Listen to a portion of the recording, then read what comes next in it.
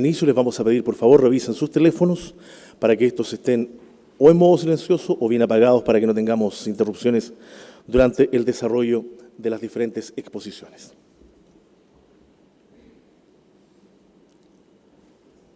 Señoras y señores, tengan todos ustedes muy buenos días. El Centro UC para la Transformación Educativa, CENTRE, entidad dependiente de la Facultad de Educación de la Pontificia Universidad Católica de Chile, les da la más cordial de las bienvenidas y da inicio al seminario internacional Ser un buen ciudadano en tiempos de crisis. ¿Cuál es el rol de las escuelas? Este evento que hoy nos convoca se enmarca en el tercer aniversario del Centro UC para la Transformación Educativa, CENTRE, como una forma de celebrar el cumplimiento de la misión que lo ha impulsado durante sus 3 años de existencia: la contribución al mejoramiento de la calidad y equidad de la educación mediante la creación y diseminación de conocimiento de punta para apoyar al desarrollo profesional continuo de todos los actores del sistema educativo, tanto en Chile como en América Latina, la cual es una meta que nos mueve todos los días aquí en el país. La ciudadanía y los estudiantes, por supuesto, lo demandan. Como Centro UC, acogemos y nos hacemos cargo del clamor de un mejor Chile, una mejor educación, con más equidad y de calidad. Ya han pasado más de 2 meses desde el inicio del estallido social y como educadores y profesionales del área debemos hacernos la pregunta: ¿qué rol cumplen las escuelas en la formación de mejores ciudadanas y ciudadanos? Es uno de los cuestionamientos que trataremos de profundizar durante esta mañana. Saludamos cordialmente a las autoridades que hoy nos acompañan: a la decana de la Facultad de Educación de nuestra universidad, la señora Lorena Medina; al director del Centro UC para la Transformación Educativa, el señor Ernesto Treviño; a la directora del Centro de Estudios de Conflicto y Cohesión Social, COES, y académica del Instituto de Estudios Urbanos y Territoriales de la Universidad Católica, señora María Luisa Méndez; y a la abogada y representante de la Defensoría de la Niñez, señora Pamela Meléndez. Asimismo, saludamos a las demás autoridades de nuestra universidad y de otras instituciones educativas, directivos, académicos, académicas y, por supuesto, a todo el público asistente. Saludamos también y con especial gratitud la presencia de nuestro invitado internacional, el señor Andrés Sandoval, académico del Departamento de Educación de la Universidad de Bath en Inglaterra, experto que nos ofrecerá la charla magistral de hoy titulada Valores de la Democracia de los Estudiantes de América Latina. También saludamos a quienes nos van a acompañar vía digital mediante la transmisión en vivo streaming a través de la página web del Centro UC, www.centrouc.uc.cl, y por Facebook Live también en @centrouc.educación.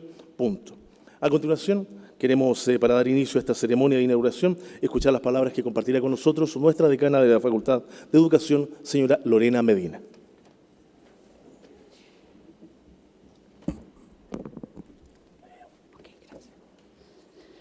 Muchas gracias. Buenos días a todas, a todos.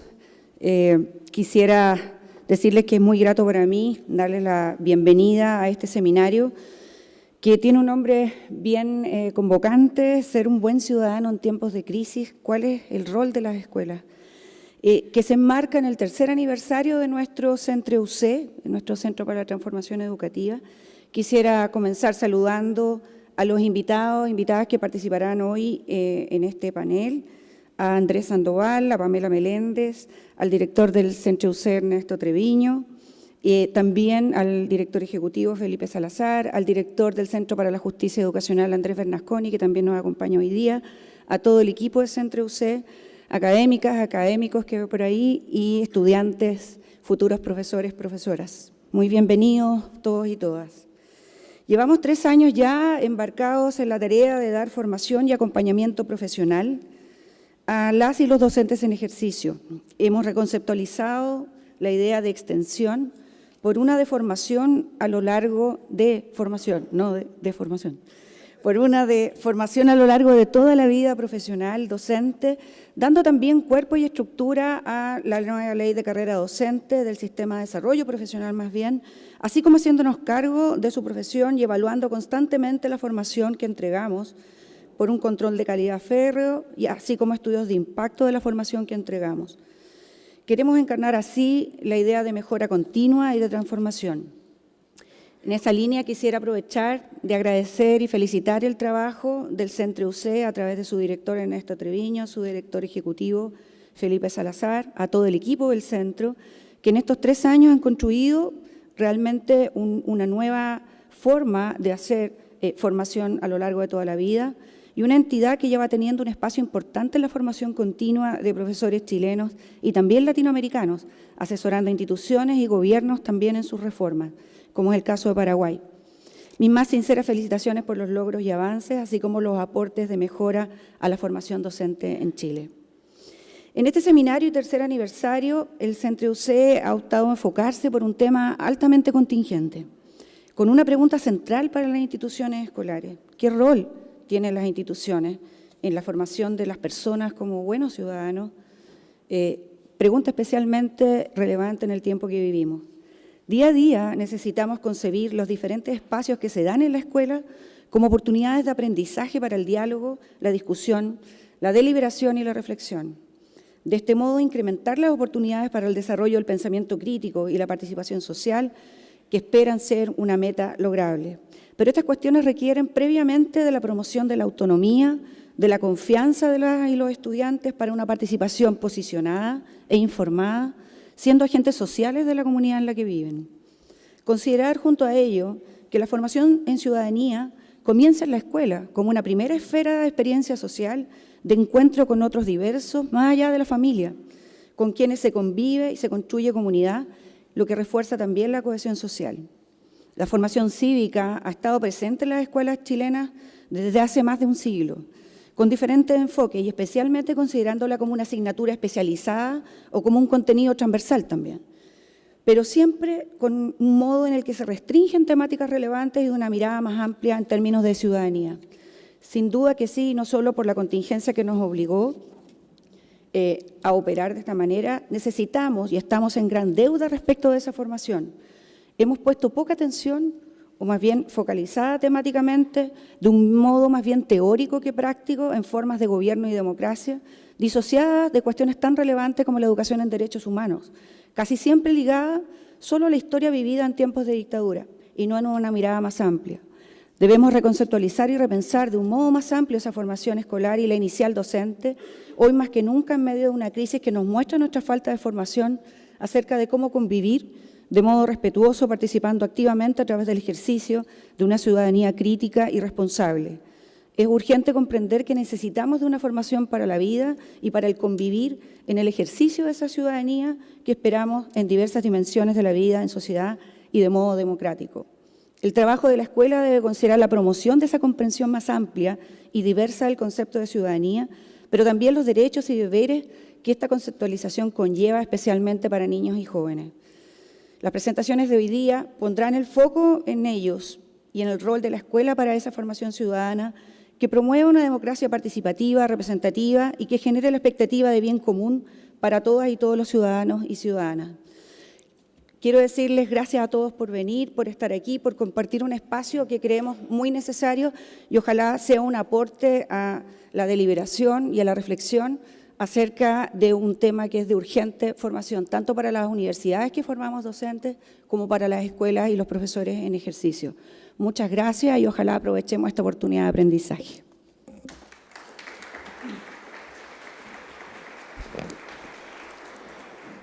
Queremos agradecer las palabras que ha compartido con nosotros la decana de la Facultad de Educación de nuestra universidad, la señora Lorena Medina.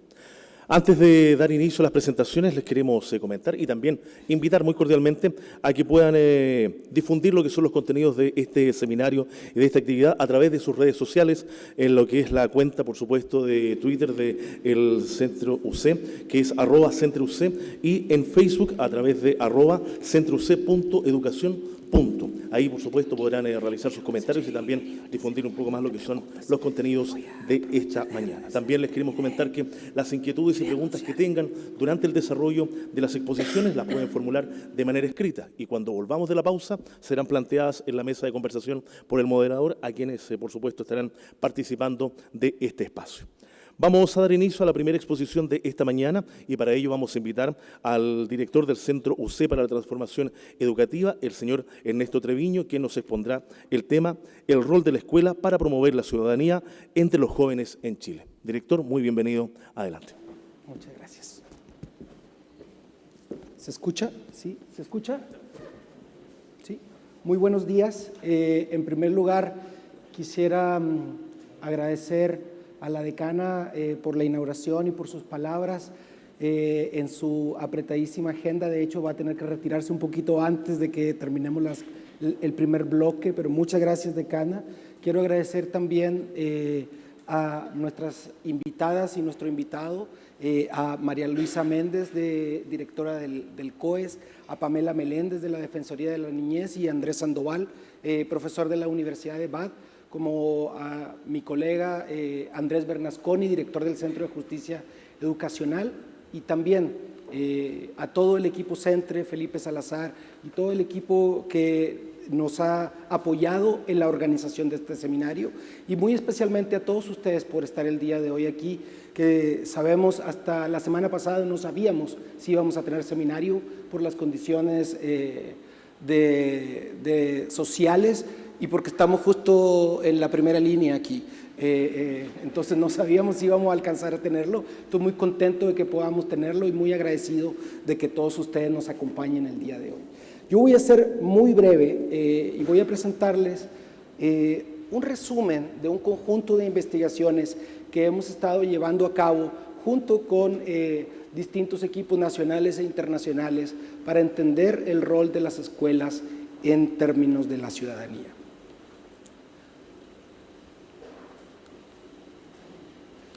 Parece que está apagado. ¿Sí? ¿Ahí se movió? Ya, perfecto.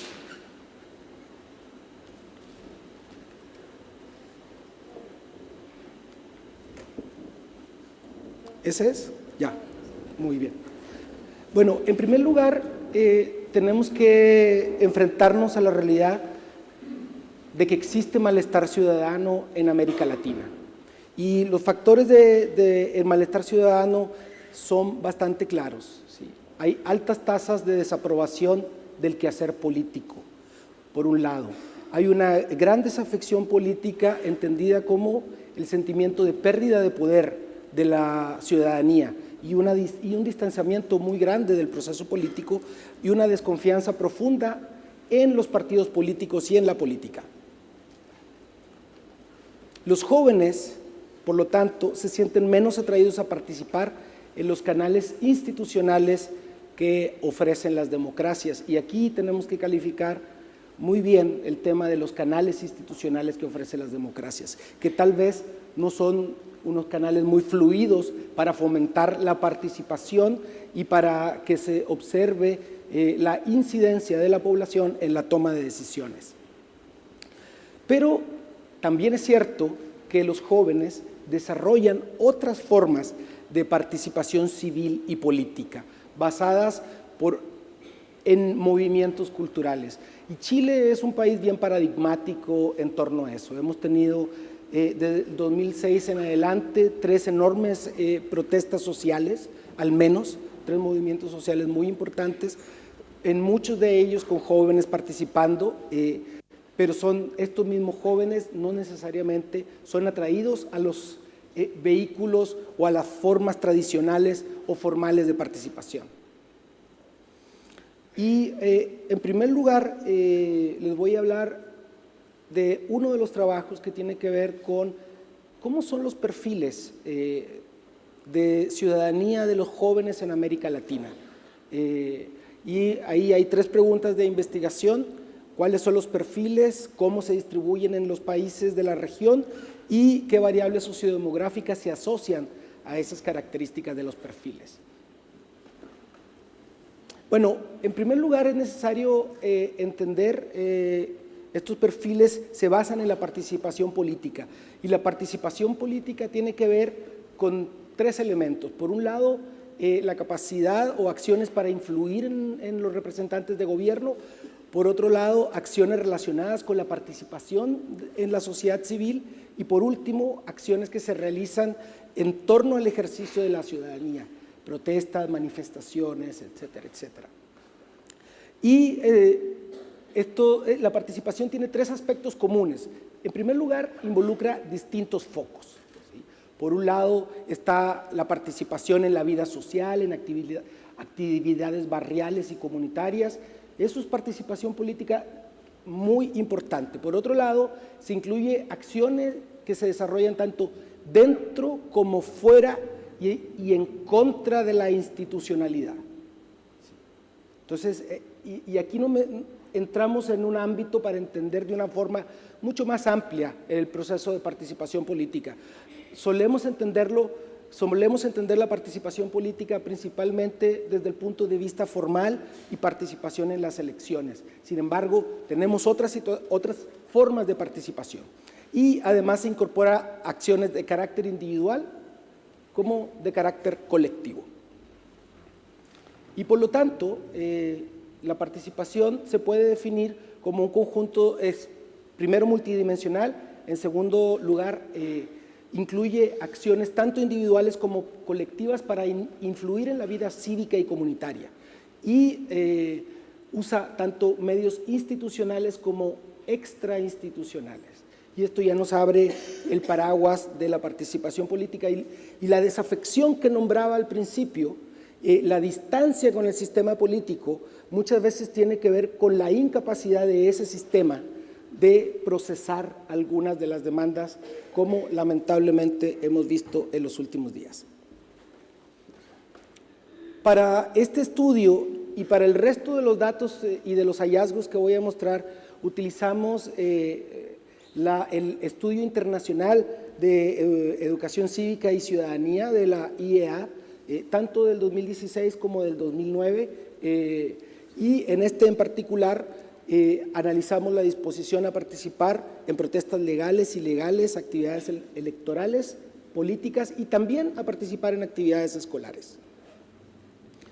Y encontramos que había 6 perfiles.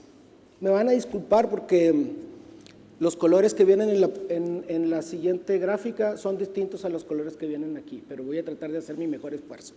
Y encontramos que había 6 perfiles, desde los apáticos, los desconfiados, los interesados, gente más pasiva, gente que prefiere canales institucionales y gente que participa institucional y también extrainstitucionalmente. Y ahora en la siguiente lámina los quiero invitar a ver los resultados particularmente de Chile en comparación con América Latina. ¿Sí? A ver si me sirve esto. No, parece que lo tengo apagado. Eso era.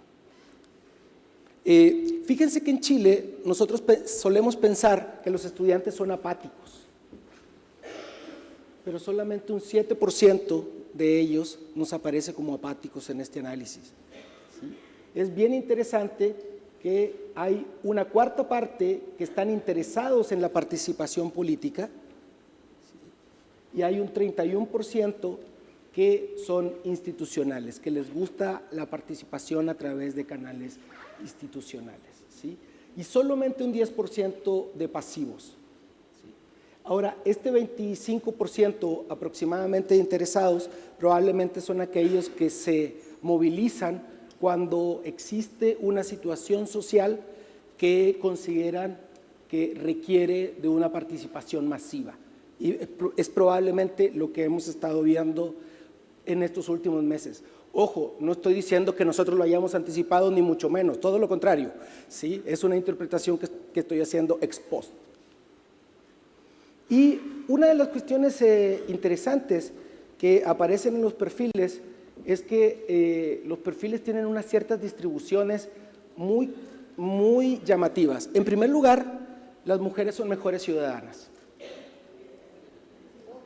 Es obvio, no, sí es obvio.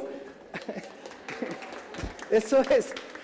Si se fijan, solamente un 38% de las mujeres está en el perfil de apáticos. Eso quiere decir que la mayor parte son hombres, y un 54% de mujeres está en el perfil institucional. Cumplen con su deber cívico de ir, votar, hacer la pega que hay que hacer. En cuanto a nivel socioeconómico, fíjense que lo que nos aparece aquí es que los participativos están en torno al promedio de nivel socioeconómico en América Latina. También nos aparecen cosas muy curiosas. No voy a dedicarle mucho tiempo a los números, solo les voy a explicar el fondo. Este número que está aquí, 46%, nos dice, o 46, perdón, ¿no? El promedio del apoyo a la equidad de género es 50, ¿sí? Y resulta que los estudiantes más participativos son contrarios o están por debajo del promedio en apoyo a la equidad de género. Raro, ¿verdad? Sí, también a nosotros nos sorprendió. Entonces, esto tiene que ver con que en educación nosotros normalmente o comúnmente pensamos en los ámbitos de la ciudadanía como si fueran uno solo, una dimensión. Si usted es participativo, por lo tanto, probablemente va a ser más equitativo. No es así. No es así. Y por lo tanto, cada una de estas dimensiones de la ciudadanía que se van acumulando desde la forma original de pensarlo en cuanto a soy ciudadano de un territorio y cumplo con mis deberes ciudadanos y electorales, ahora vamos acumulando, tenemos cambio climático, ciudadanía global, actitudes hacia los otros, migración, todos estos elementos hay que trabajarlos separadamente porque el trabajar uno no garantiza que se promueva el otro. Por otro lado, también los estudiantes participativos, fíjense, estarían más dispuestos que el promedio a apoyar regímenes autoritarios. Contradictorio también, pero probablemente tiene que ver con la historia de nuestra propia región, ¿sí? Y por otro lado, los estudiantes institucionales tienen mayores niveles de conocimiento cívico que el resto. Finalmente, uno de los elementos escolares que más predice los resultados cívicos es la discusión abierta en la sala de clases. Es decir, que las personas puedan expresar sus puntos de vista planteando argumentos sustentados, ¿sí? Y fíjense que en general los estudiantes participativos e institucionales tienen mayor promedio de discusión abierta en la sala de clases en las escuelas a las que asisten. Por otro lado, los estudiantes más participativos no están en las escuelas privadas. Los estudiantes, solamente 20% de esos estudiantes están en escuelas privadas. Y eso tiene que ver con que los estudiantes en escuelas privadas suelen ser en promedio un poco más institucionales. Y por último, los estudiantes apáticos asisten a escuelas en donde no tienen ninguna o muy poca participación, ¿sí? Es decir, una de las pocas influencias que tiene la escuela tiene que ver con darle la posibilidad de participar a los estudiantes en la toma de decisiones, y eso no necesariamente ocurre. Ahora, cuando nos enfocamos en la formación ciudadana y en la escuela, les tengo buenas y malas noticias. Depende cómo lo interpreten, pero las escuelas no importan para la formación ciudadana. No importan. Bueno, sí, importan como 5%. Entonces nosotros tenemos unas grandes peleas por si vamos a incluir educación cívica o no vamos a incluir educación cívica en el currículo. Y resulta que cuando observamos los resultados de formación ciudadana en participación, cumplimiento de normas cívicas, actitudes hacia distintos grupos sociales y otros elementos de la ciudadanía, los estudiantes de una misma escuela son tan distintos como cualquier persona que uno tome azarosamente de la población. Es decir, la escuela no está formando estas actitudes o estas expectativas de participación. El único elemento en donde la escuela tiene un poco más de influencia es el conocimiento cívico, que los resultados de conocimiento cívico se comportan un poco más parecido a los resultados de las pruebas estandarizadas tipo SIMSE. ¿Sí? Por lo tanto, el peso de la escuela para promover la participación y normas cívicas es solamente de 5%. Uno puede tener en la misma escuela todos los perfiles de estudiantes estos que vimos, por ejemplo. Déjeme, voy para atrás.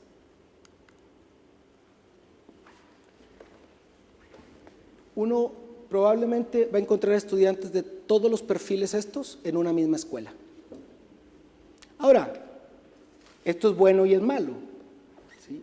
Tampoco uno quiere que las escuelas generen un pensamiento único en todos los estudiantes, sino más bien que tengamos debate abierto, ¿no? Por lo tanto, pero hay que tener una perspectiva de que las escuelas tienen una influencia moderada, pero al mismo tiempo tienen la oportunidad de generar mucho mayor espacio para la formación ciudadana. ¿Y qué factores explican los distintos aspectos de participación y de la ciudadanía en América Latina? Primero, de la escuela, yo ya les adelantaba la discusión abierta en la sala de clases. Lo que nosotros hemos visto es que, y esto es evidencia anecdótica, por favor, pero se nos da consistentemente, las discusiones abiertas en la sala de clases se dan mucho mejor en las clases de ciencias, que utilizan como el método científico, la hipótesis, van probando.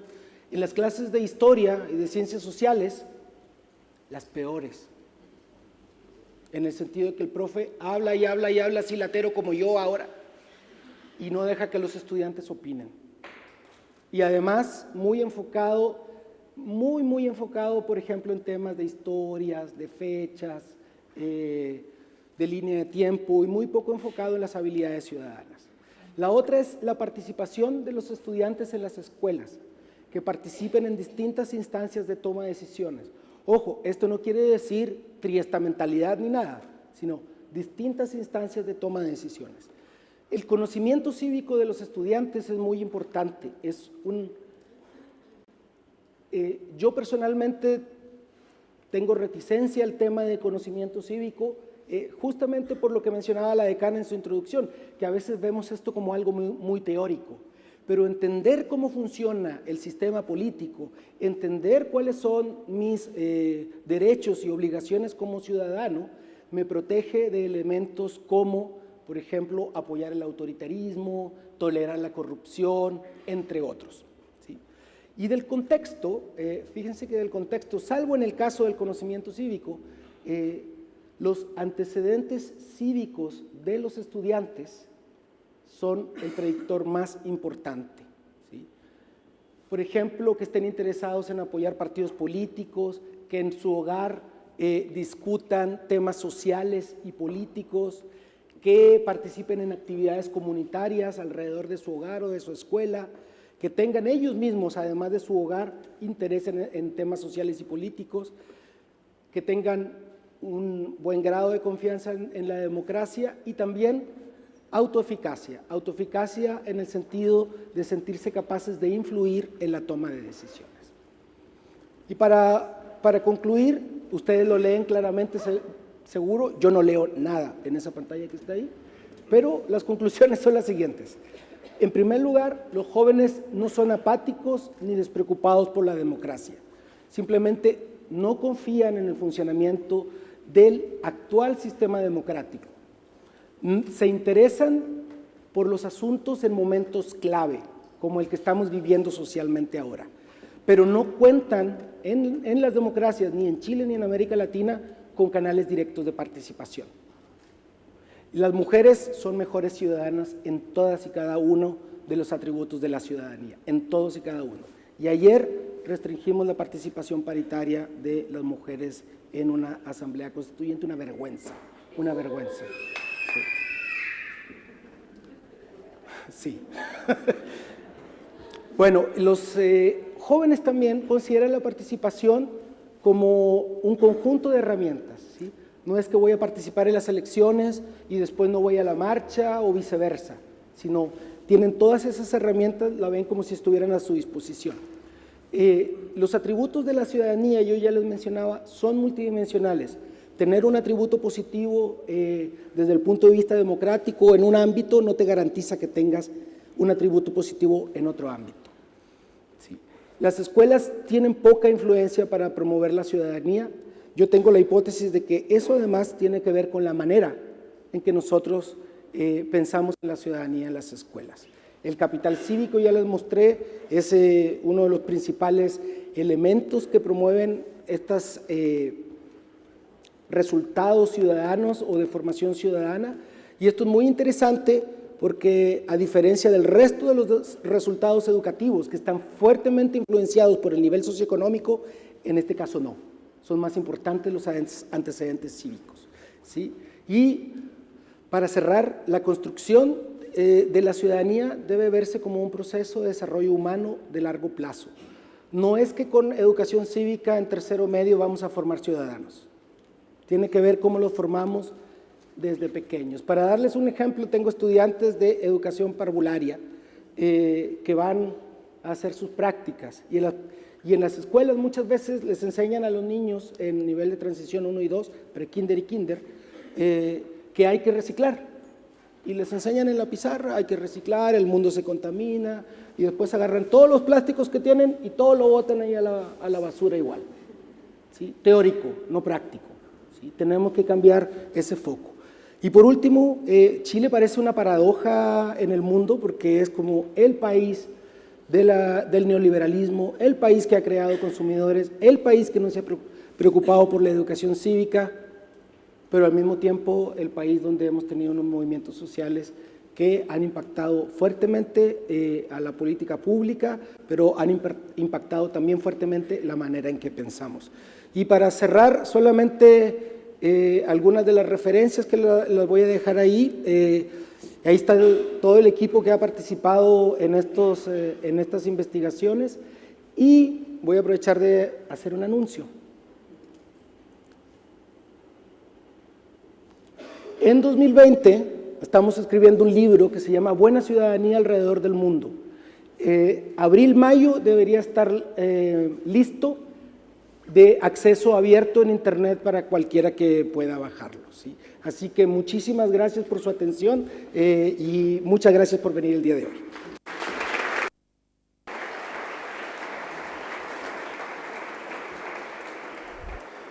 Queremos agradecer la presentación que ha compartido con nosotros el director del Centro UC, el profesor Ernesto Treviño. Queremos nuevamente recordarles e invitarles a comentar este seminario en redes sociales del Centro UC, por supuesto, etiquetando, arrobando, ya sea en Twitter o Facebook, en las páginas que ya les indicamos al inicio de este seminario. Para continuar con nuestra actividad y, por supuesto, participar de lo que es la charla magistral de hoy, vamos a invitar a este escenario al académico e investigador del Departamento de Educación de la Universidad de Bath en Inglaterra, el profesor Andrés Sandoval. Él nos presentará el tema Valoraciones de la democracia de los estudiantes de América Latina. Profesor, es un honor tenerlo. Bienvenido, adelante. Gracias. Gracias, pero creo que no. ¿Me escuchan? Sí. Ah, ok, perfecto. Muy buenos días. Primero quisiera agradecer al doctor Treviño, a la decana, la invitación a participar en este seminario. Mi nombre, como ya se dijo, es Andrés Sandoval. Soy un académico de la Universidad de Bath y mi área de especialización es la comparación de sistemas educativos, utilizando datos de gran escala y con foco principalmente en educación cívica e inequidades socioeconómicas. Hoy les voy a hablar de un trabajo que hemos realizado que tiene que ver con las valoraciones de la democracia, cómo los estudiantes en Latinoamérica valoran la democracia. Y esto está basado en un informe de política que hicimos para la International Association for the Evaluation of Educational Achievement. Esta es una organización que se dedica a hacer estudios comparativos en diferentes temas educativos. Y uno de estos estudios es el estudio de educación cívica y ciudadana. Y con base en estos datos, este estudio, ahorita les comento un poco más, pero este estudio se aplica en diferentes países y proporciona datos que son comparables entre países. Este Policy Brief lo realicé junto con colegas de la Universidad Católica, con Ernesto Treviño, Daniel Miranda del MIDE y una colega más de la Universidad Iberoamericana en México. También voy a dejar la presentación por ahí, está disponible en español y en inglés, por si quieren echarle un ojo al documento completo, va a estar ahí, es también de acceso libre. Bueno, un poco sobre el estudio, el estudio internacional de educación cívica y ciudadana. Les quiero comentar solamente algo muy breve acerca del estudio porque lo que les voy a presentar a continuación se basa en los datos que proporciona este estudio. Este estudio, los objetivos generales que tiene es la comparación internacional de la educación cívica y ética en diferentes países. Es decir, ¿hasta qué punto? Esa es la pregunta central de investigación. ¿Hasta qué punto los estudiantes de octavo grado están preparados para tomar su rol como ciudadanos en diferentes países? Y todas las cosas que pasan alrededor de esto, ¿no? Por ejemplo, cambios o tendencias. Este estudio es cíclico, se realiza cada 7 años. Lo tenemos en 2009, en 2016, entonces también se monitorean, vamos a tener otro en 2022. Se monitorean cómo han cambiado diferentes aspectos de la educación cívica y ciudadana de los estudiantes. Y también se trata de ir dando respuesta a nuevos retos en la educación cívica. Cosas que van cambiando, sobre todo la educación ciudadana es muy cambiante. Lo que pasa en el mundo, las cosas que son de relevancia o de interés en diferentes puntos en el tiempo, se tratan de ir integrando en el estudio. En cuanto al marco conceptual, este estudio considera la educación ciudadana con diferentes contenidos. Por ejemplo, el dominio de contenido que se refiere a conocimientos en materia cívica y ciudadana. Cómo funcionan los sistemas democráticos, los sistemas políticos, quién hace las leyes, quién gobierna, cómo gobierna, etcétera, etcétera, ¿no? Pero también se refiere a cuestiones que tienen que ver con dominios afectivos y de comportamiento. Es decir, creencias, disposiciones y comportamientos, ¿no? ¿Cuáles son las actitudes de los estudiantes hacia los inmigrantes, hacia las minorías étnicas, hacia los homosexuales, hacia los partidos políticos? ¿Confían en las instituciones del Estado o no? Una serie de cosas que tienen que ver con la actitud de los estudiantes hacia lo que pasa en su entorno. Y finalmente, el dominio cognoscitivo, que se refiere al análisis y aplicación de conocimientos. Y esto ya viene aplicado a cuestiones muy puntuales, ¿no? Que tiene que ver más, por ejemplo, con participación. Si lo que saben lo utilizan para participar en diferentes ámbitos. Este estudio se aplica a la población de octavo grado, noveno grado en algunos otros países. La idea es tener un promedio de edad de 13 años y medio para la gente que participa. Y se aplica en el octavo grado porque en la mayoría de países este es el último grado de la educación obligatoria. Entonces, aunque los estudiantes no están listos para ser ciudadanos, no tienen la edad para ejercer su ciudadanía plena, si se hiciera después en el tiempo, muchos de ellos no iban a estar en la escuela. Entonces se consideró que ese era el punto adecuado para poder hacer la prueba y tener la mayor parte o la mayor proporción de los estudiantes o de la gente de esta edad. La muestra se hace en conglomerados en 2 etapas, que básicamente quiere decir que lo que se hace es tomar una muestra de escuelas, alrededor de 150 escuelas, y después dentro de cada escuela se toman todos los estudiantes de una clase que se toma al azar.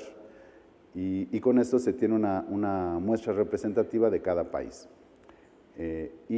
Adicionalmente se seleccionan 20 profesores de cualquier asignatura al azar y también se les aplica un cuestionario, ¿no?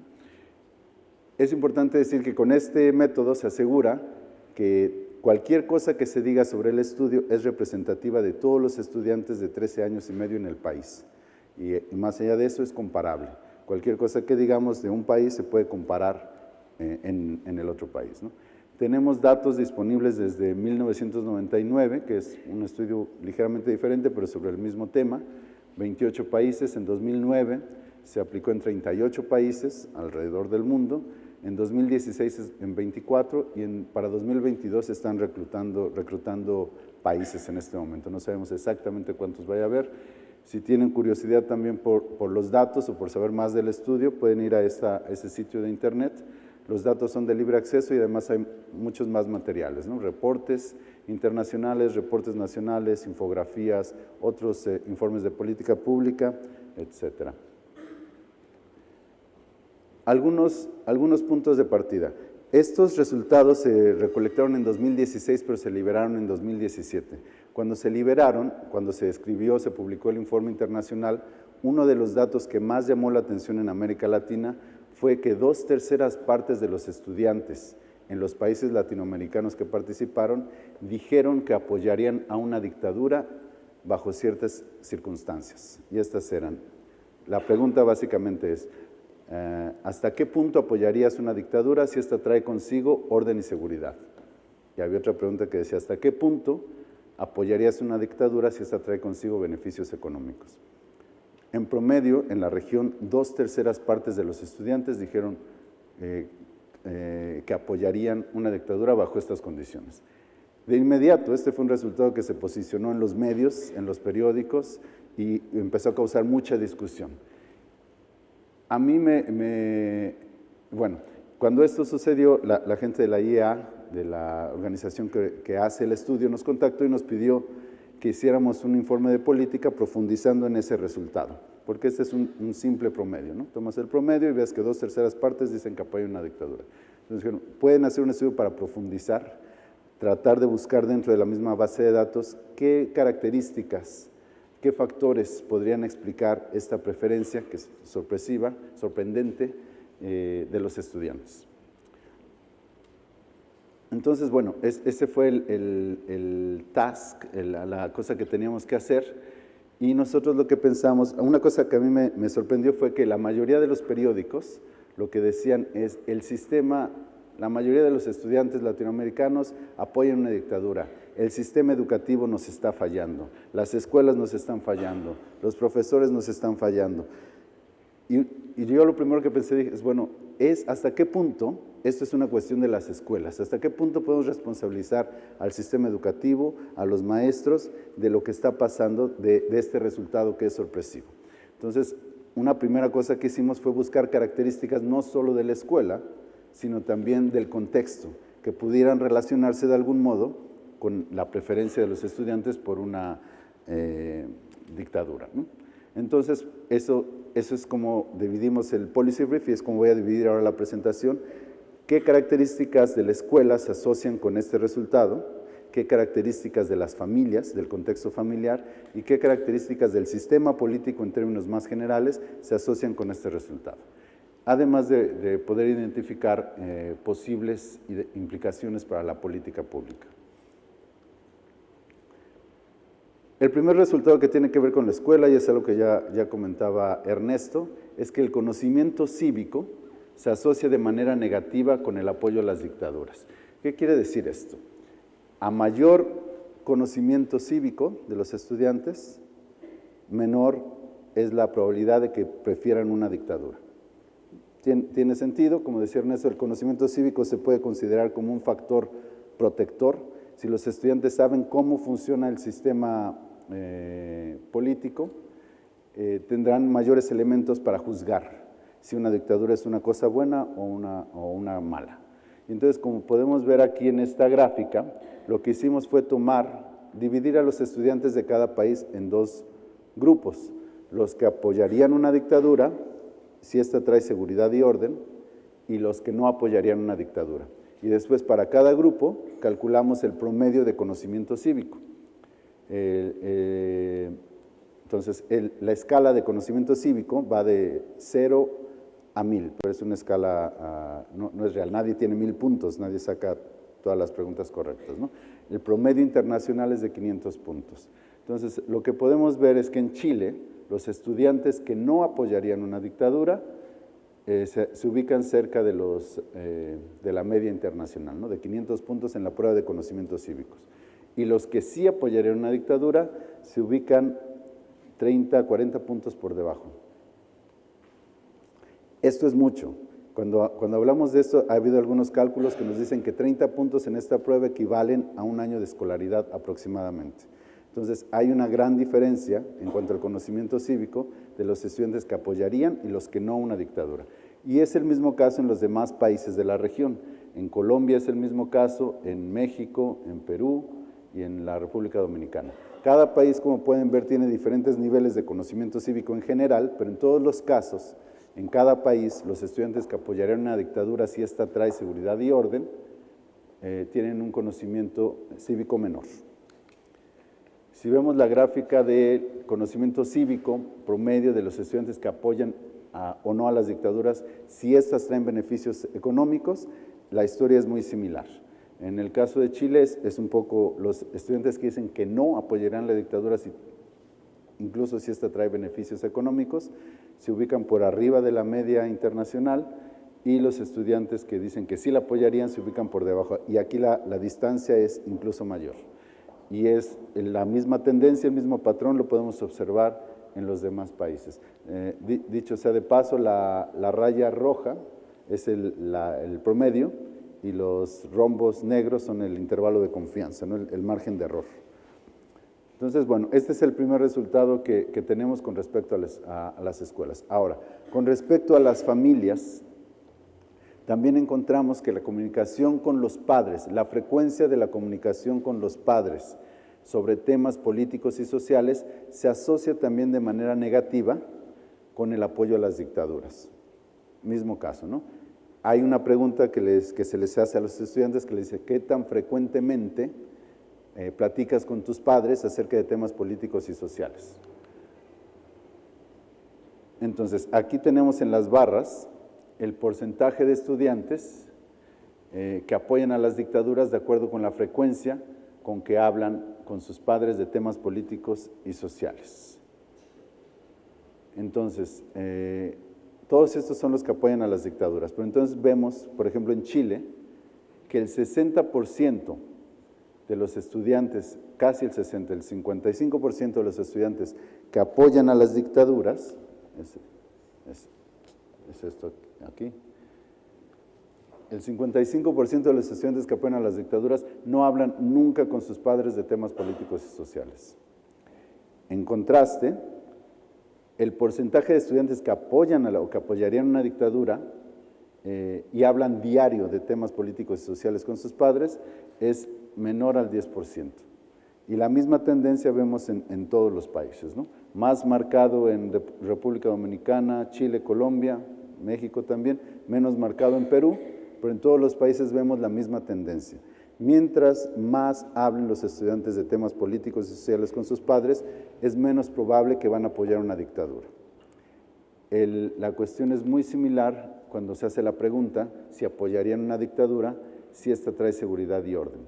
La gráfica pudiera ser la misma prácticamente, pero es lo mismo, ¿no? Mientras más hablen con sus padres, menos disminuye la probabilidad de que van a apoyar una dictadura. Entonces, ese es el segundo resultado con respecto al entorno familiar. El tercer análisis que hicimos se refiere a los sistemas, al sistema político en general. Y aquí nos encontramos con un resultado un poco contraintuitivo. Nosotros queríamos ver si la confianza que los estudiantes tienen en las instituciones se asocia con la probabilidad de que ellos apoyen una dictadura. Y lo que encontramos es que sí se asocia, pero se asocia de manera positiva. Es decir, mientras más confianza tengan en las instituciones, más probabilidades tienen de apoyar una dictadura. Entonces esto es contraintuitivo. Y nosotros nos preguntamos, bueno, ¿qué puede ser lo que está pasando aquí, ¿no? Los estudiantes que confían, lo que pensamos es que los estudiantes que confían menos en las instituciones lo hacen porque están mejor informados. Eso podría explicar este patrón contraintuitivo, ¿no? ¿Por qué apoyan más a las dictaduras? En caso contrario, porque no están bien informados, porque no saben cómo funciona un sistema democrático, porque no saben cómo funciona una dictadura. E hicimos un análisis para eso. Pero antes de eso les quiero mostrar que también en este caso hay una tendencia clara. Los estudiantes que tienen un mayor score, un mayor nivel de apoyo, de confianza en las instituciones, tienden a estar de acuerdo, tienden a apoyar a una dictadura. Mucho más que aquellos que no lo hacen, ¿no? Entonces podemos ver ahí en todos los países otra vez es el mismo patrón, en todos los países es el mismo patrón, contrario a lo que hubiéramos esperado. Para la otra pregunta que se refiere a la seguridad y el orden, es lo mismo, ¿no? Entonces, ¿qué es lo que nosotros creemos, ¿no? Que en países que tienen democracias más débiles, los estudiantes con niveles más altos de conocimiento cívico tendrían niveles más bajos de confianza en las instituciones. Es decir, ahí esperaríamos una relación negativa. Si lo que nosotros pensamos es de que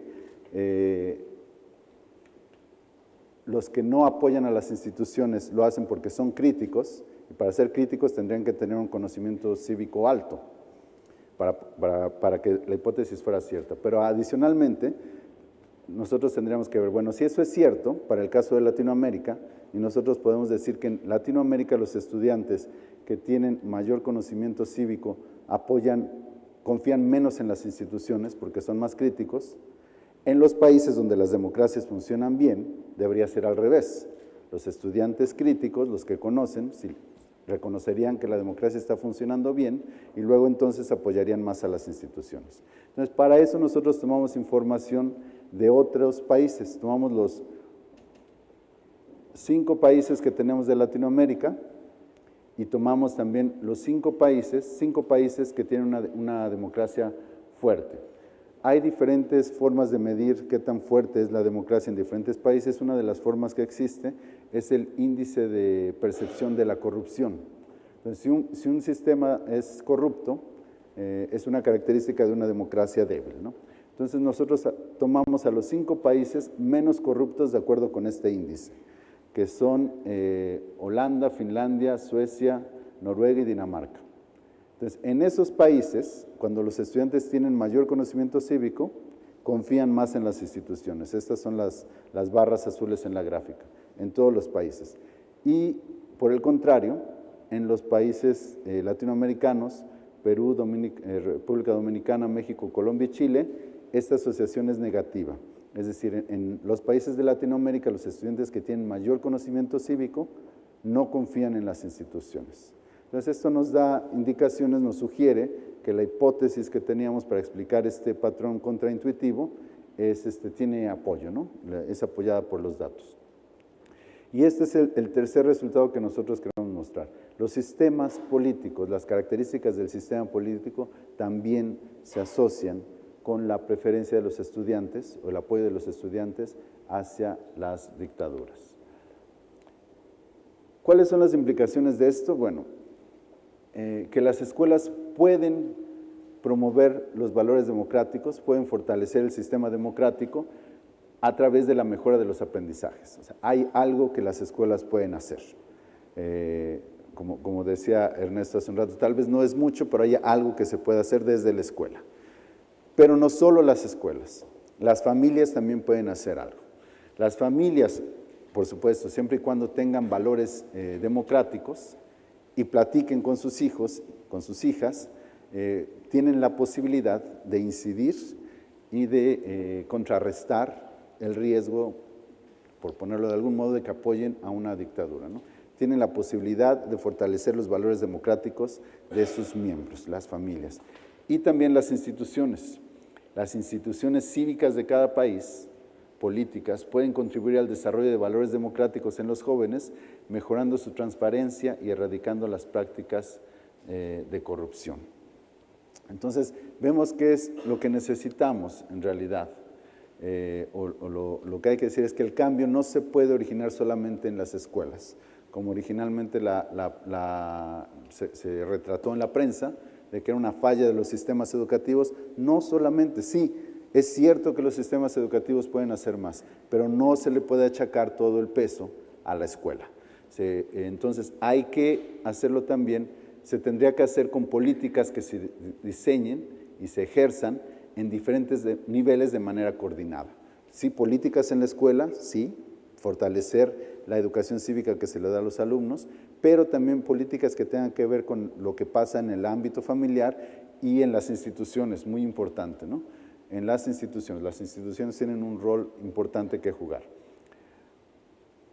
Además, un punto adicional que ya mencionaba un poco antes, es que diferentes marcos que se han utilizado para conceptualizar la educación cívica o cómo se debe impartir la educación cívica, se refieren a que existen varias dimensiones.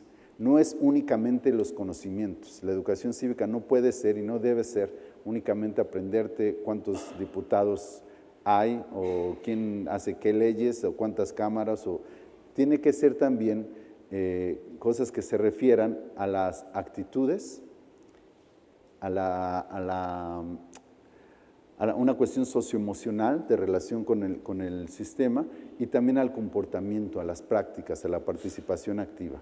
Y este indicador es un trabajo que también hemos desarrollado para la UNESCO, para los Sustainable Development Goals, los Objetivos de Desarrollo Sostenible, que nos pidieron también, en base a estos estudios comparativos de gran escala, cómo podemos conceptualizar, operacionalizar los targets, los objetivos que tiene, ¿no? Entonces, ahí se conceptualiza de esta manera, la UNESCO lo está conceptualizando así, con estas tres dimensiones, y también, como les decía antes, el estudio de educación cívica y ciudadana, que ya se tiene haciendo desde el 99, desde antes, siempre ha mantenido este marco, ¿no? Siempre ha tenido la prueba, por eso consiste no solamente en conocimientos, sino también en actitudes y cuestiones socioemocionales. Luego, entonces, lo que tendremos que tener son políticas y prácticas que consideren los dos elementos anteriores, que sean multinivel, que ataquen en diferentes áreas, en las familias, las escuelas y las instituciones, pero que también tomen en cuenta esta conceptualización multidimensional de la educación cívica, que son los conocimientos, las habilidades socioemocionales y los comportamientos. Ahora bien, y es el mismo argumento, ¿no? No podemos pedirle a las escuelas que hagan todo, que les den conocimientos, habilidades socioemocionales y comportamientos. Claro que pueden contribuir, pero hay otras instituciones que están mejor posicionadas para atender diferentes áreas, ¿no? Por ejemplo, si hablamos de conocimientos, bueno, las familias jugarán un rol más pequeño. Si hablamos de habilidades socioemocionales, a lo mejor es donde pueden jugar un rol más grande las familias. Si hablamos otra vez de conocimientos, ¿quién podría jugar un rol más importante? Las escuelas. Y bueno, las instituciones hasta cierto punto, y la parte de comportamientos sería una mezcla entre las familias y las instituciones. A lo que me refiero a esto es que cuando pensemos en las políticas o en las prácticas a nivel nacional o a nivel escuela, a nivel regional, se tendrían que tomar en cuenta este tipo de marco lógico, no en el sentido de una herramienta para administración y planeación, sino en el sentido de que tiene que ser una cuestión coordinada a diferentes niveles y con una conceptualización multidimensional de qué es lo que se quiere lograr. Finalmente, quisiera compartir con ustedes unas reflexiones finales que resultan de una serie de discusiones que hemos tenido después de la publicación de este informe de política, y son cosas que nosotros queremos como seguir profundizando en el tema, ¿no? Los estudios internacionales de gran escala a mí me gusta decir que son como los análisis de sangre. Esto, bueno, yo no les comenté, pero yo anteriormente trabajé en una de estas instituciones que produce estudios de gran escala. A mí me invitaban a debatir en diferentes foros la utilidad de los estudios a gran escala. Y eso me tocó muchas veces, ¿no? Y alguna vez alguien me decía, en mi país ya no vamos a participar en el estudio para el próximo ciclo. Yo les decía, ¿por qué? porque hemos participado ya 4 veces y la educación no ha mejorado. Le decía, no, a ver, espérame. Estos estudios son como los análisis de sangre. Te dicen lo que está mal, pero no te dicen por qué, ni te dicen cómo corregirlo. Si yo me voy a llevar un examen de sangre, a lo mejor me sale que mi colesterol está alto, pero no porque me lo vaya a hacer el mes que entra y el mes que sigue va a bajar el colesterol, ¿no? Tengo que identificar cuáles son las causas, por qué tengo el colesterol alto y después hacer algo, ¿no?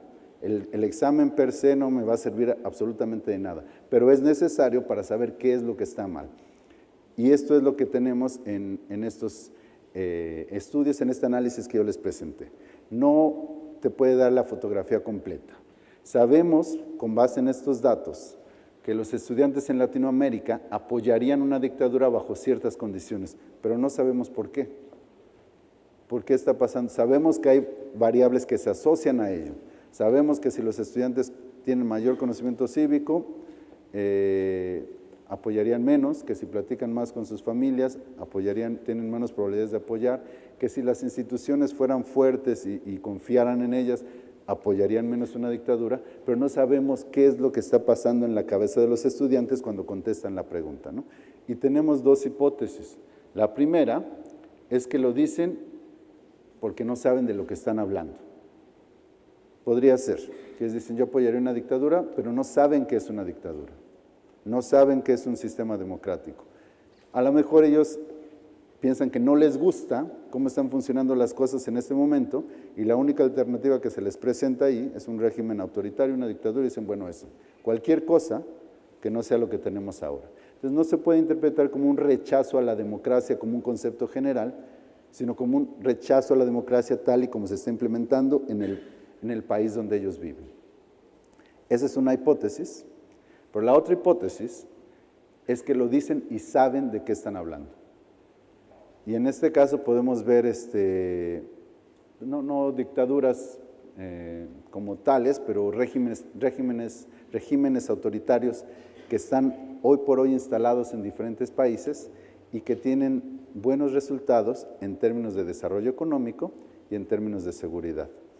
Yo he estado platicando cuando tengo la oportunidad de que me encuentro a alguien que tiene entre 13 y 14 años, trato de buscarme el tiempo para platicar un poco con él o ella de estos temas, porque a mí esto es algo que se me quedó en la cabeza y que yo no sé por qué, quisiera saber por qué.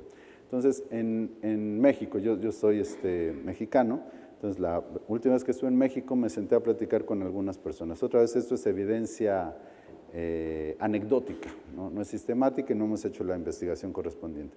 Pero me decían, yo les preguntaba, oye, si tenemos la opción de un régimen político que es autoritario, una dictadura, pero esta dictadura te va a traer beneficios económicos y seguridad, ¿la apoyarías? Sí. ¿Por qué? Entonces es muy curioso lo que contestan ellos, ¿no? Algunos de verdad no saben, pero otros te dicen, pues sí, porque mira, hay dictaduras o regímenes autoritarios, un régimen autoritario en Singapur y les va re bien. Tienen desarrollo económico, es un país muy seguro, ve lo que está pasando en China, es seguro, se han ido desarrollando económicamente, ve lo que pasa en Rusia. Y entonces le digo, oye, pero espérame, ¿tú sabes que en una dictadura no hay libertad de expresión? Dice, bueno, pero nosotros no tenemos una dictadura y tampoco hay libertad de expresión. México es uno de los países donde se matan más periodistas. Entonces no hay libertad de expresión. Y entonces si tú te pones a decirles las diferentes, sabes que y ellos me dicen, por ejemplo, sí, pero en México el problema real en estos momentos, uno de los más graves es la seguridad. La gente vive con miedo y ya tenemos años en esta situación. Entonces ellos me dicen, si yo pudiera salir a la calle, o gente mayor, no sé, yo pudiera dejar a mis hijos libremente salir a la calle y yo no me voy a preocupar porque mi hija fue al cine con sus amigas y yo sé que voy a volver y estoy tranquilo, una dictadura, bien, soy dispuesta a sacrificar unas cosas por otras. Entonces, bueno, al final no sabemos, esto es evidencia anecdótica y tenemos de los dos lados, ¿no? Gente que no sabe de lo que está hablando y gente que sí sabe, a lo mejor parcialmente, a lo mejor no saben la historia completa de cuáles son las implicaciones, las consecuencias de una dictadura, pero sí ven específicamente con estas dos preguntas que son muy puntuales, ¿no? Si va a traer desarrollo económico y seguridad, sí. Estoy dispuesto a sacrificar la libertad de expresión, que al fin y al cabo ni tenemos de todos modos, ¿no? Y en el caso de Chile, bueno, en el caso de Chile tenemos lo de las protestas, la cuestión de derechos humanos, bueno, también se podría traslapar a esta situación, ¿no? Entonces, bueno, es un tema muy interesante, pero que se tiene que hacer más. Ahora, no podemos contestar este tipo de preguntas, confirmar o rechazar estas hipótesis con los datos del Estudio Internacional de Educación Cívica y Ciudadana. No nos dan para ello y no fueron diseñados para ello, ¿no? Estos son datos agregados, son muy grandes, podemos hablar de promedios, de hacer algunas divisiones por grupos, pero no nos van a decir nunca por qué. Entonces, para esto tendríamos que hacer otro tipo de estudios. Y esta es parte de las implicaciones y parte de los planes que tenemos en un futuro, esperemos no muy lejano, ¿no? Poder realizar un estudio, probablemente estudios de caso cualitativos en las escuelas y poder recoger esa información de manera sistemática, porque solo si sabemos las causas vamos a poder diseñar programas de intervención o políticas públicas que nos ayuden a contrarrestar, a fortalecer los sistemas democráticos en la región. Muchas gracias.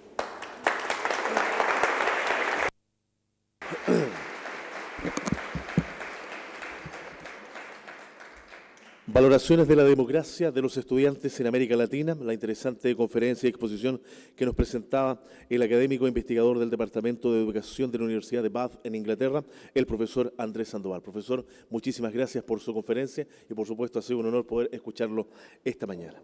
Queremos recordarles a ustedes, por supuesto, compartir las alternativas de este seminario a través de sus redes sociales, a través del Facebook del Centro UC y, por supuesto, a través de lo que es la página web también de esta misma entidad.